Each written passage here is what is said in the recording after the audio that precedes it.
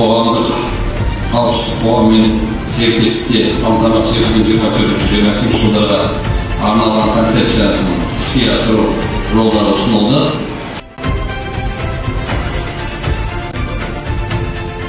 Талдау нәтижесінде қылмыстардың 80% жұмыссыздық, 3-тен 1 бұрын сотты болғандар мен адамға қатысты қылмыстардың 50% мас күйде жасалғанын көрсетті.